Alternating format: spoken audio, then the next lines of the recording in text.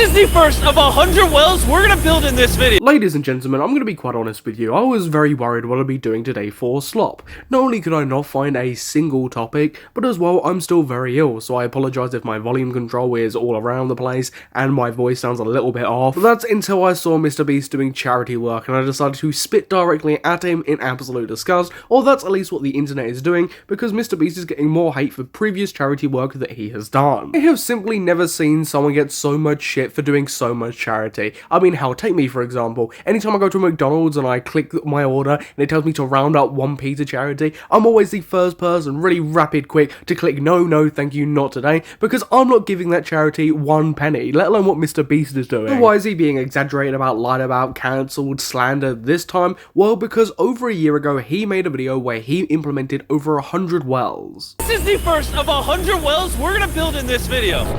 Oh, water!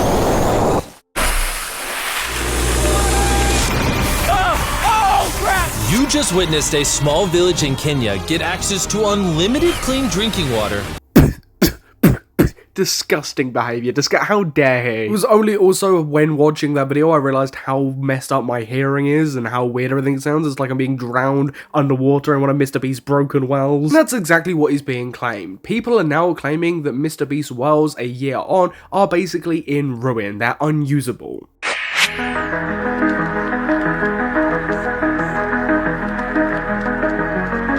It's a pretty major claim to be saying that these wells have been abandoned, left unmaintained, and zero major mainstream news articles are picking this up. Nobody's talking about this, and there isn't an actual shred of proof or evidence to back this claim up. It's also worth saying as well that the account that posted this is pretty new with a very, very small follower count.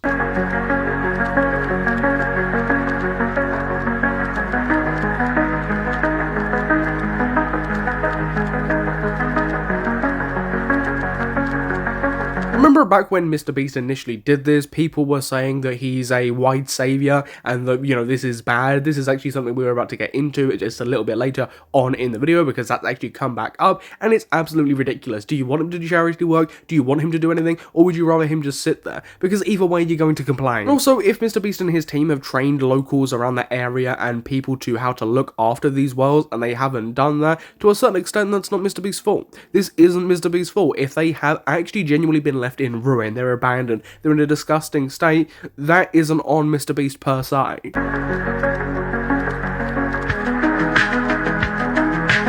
If MrBeast genuinely wants to help Africa, he could redirect his enormous resources and influence toward enabling African solutions rather than importing Western ones. Imagine taking a look at one of MrBeast's videos, right? Take the 100 wells video for an example, right? The main example of today's video. Taking a look at this MrBeast piece of philanthropy and saying, you know, I can critique this. It's also the case that MrBeast will never win regardless of what he does. If he did that, people would still criticize him, say that he's a white savior, that he's going in there, he's disrupting things that he should be helping out whatsoever, that, you know, stay back, this isn't your issue to deal with. If he did then not do anything for charity, people would say, well, you used to do philanthropy stuff, why are you not doing this anymore? We don't want to see these challenge videos. Imagine wasting all your money on this instead of helping charity. Actual real comments that MrBeast gets when he doesn't do more philanthropy stuff on his main channel. Either way, he can't win. Also really like the person that posted this onto their X account, came out with like a very definitive statement about it, and then had to go back later in the replies to type out allegedly and put like a sweating emoji. On lots of posts, that would be a get out of jail free card if it was in the initial post, not an afterthought when you had started receiving backlash and then when MrBeast responded. Random person makes a brand new TikTok account, makes a video that's a straight up lie about the wells I built, and now you're all falling for it? This is not a real news site. This is a random brand new TikTok account cosplaying as one. I'm so over being defamed. I mean, genuinely, this is half the stuff that happens online now. People will see a video or a post that comes up on their feed, they will leave a like, they will then moral grandstand in the comments like they're better than them and like they're not sitting there scratching their belly buttons in their bedroom,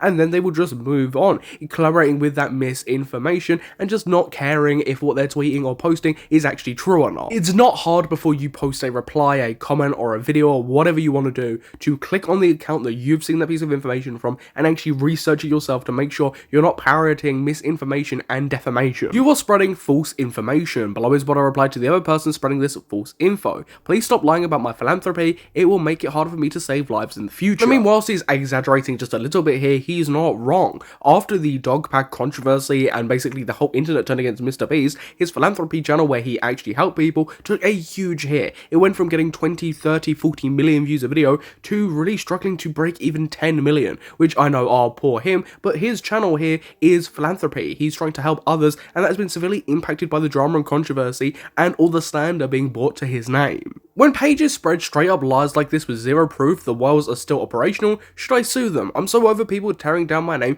for some clout. It's so fucking annoying. And then some guy responds with Jimmy language. MrBeast responds with, how would you feel if you spent a year of your life to give hundreds of thousands of people clean drinking water, and now some random page for a little bit of clout is telling people none of it worked. Also, by the way, it's like he can't win. He just swore. He did the very basic thing of saying the word fuck. I know, absolutely disgusting behavior, and people in MrBeast's comments are flooding him, telling him off for swearing and, you know, getting on a moral high ground about the word fuck. I honestly just feel really bad for MrBeast here. He hasn't done anything bad. He's tried to make a change. He's tried to do something charitable, and it's being thrown back in his face, and people are just so happy to jump on that bandwagon because of all the dog pack stuff and all the MrBeast controversy that happened last year. Of course, some of the critiques that happened last year were genuinely worthy. A lot of it, though, well, definitely wasn't. And the woman that was shown in the video then tuned in. I saw my image in this video, and I hope people will pause there. Whether the wells are working or not, that's not the point. These kinds of solutions have been tried for decades. They don't help, they make things worse. Don't let the controversy distract from the real conversation we need to have. Sorry to break it to you, love, but if the wells are working or not is actually really important here, because if they are, then yeah, the wells are doing their intended job. They're still doing what MrBeast set out to do, which is give clean drinking water. If not, then, you know, people aren't getting clean drinking water. That's a pretty big element here, and if the charity aspect is actually working here, if MrBeast philanthropy has actually paid off to help better other people's lives. So yeah, actually, let's not put the controversy aside, because the controversy is the main fucking point. In one of the replies, she links her article, having a heart for the poor is easy. Having a mind for the poor is the challenge. Sometimes trying to help can end up hurting the very people you're trying to save. Basically, MrBeast, the wells you implemented, you're doing damage. You're doing lots of harm. You shouldn't have done that. You might as well have just left them there without clean drinking water and left them just, you know, not to have anything to drink. I'm not trying to be arrogant or naive here. There are, of course, other solutions other than implementing wells, but MrBeast did something good. If the wells are still there and they're still running effectively like he is saying they are, then yeah, that is doing something good. I don't see an issue there. Hi, at MrBeast. I understand your frustration, but it's not always about clout. I was frustrated too, especially when you posted about child labour.